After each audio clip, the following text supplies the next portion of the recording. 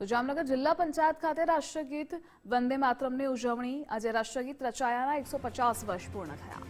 જિલ્લા પંચાયત પરિસરમાં વંદે માતરમનું પઠન કરવામાં આવ્યું। સ્વદેશી ઉત્પાદન વસ્તુઓ વાપરવા અને ખરીદી કરવા ભાર મુકાયો। સ્વદેશી ઉત્પાદન ઉપયોગમાં લેવા શપથ પણ લેવામાં આવ્યા।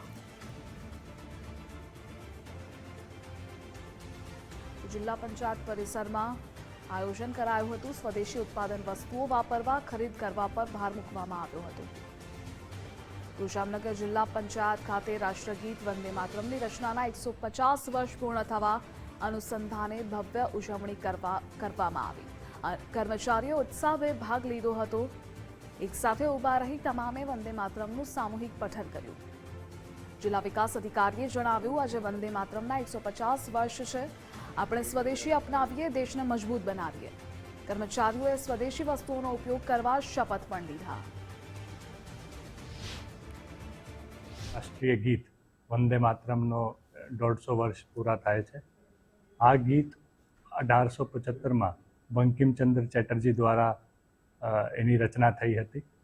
આ ગીત માત્ર એક ગીત નથી, એ ભારત માતાની એક અંદરની એક અવાજ છે, એ એક સંદેશ છે બધા ભારતવાસીઓ માટે, યુવાઓ માટે। આજે જામનગર જિલ્લામાં પણ આ વિશે એક પ્રોગ્રામ યોજાયું હતું, જેમાં રાષ્ટ્રીય ગીત અને એના સાથે સ્વદેશી આપવા માટેની શપથ લેવામાં આવી હતી।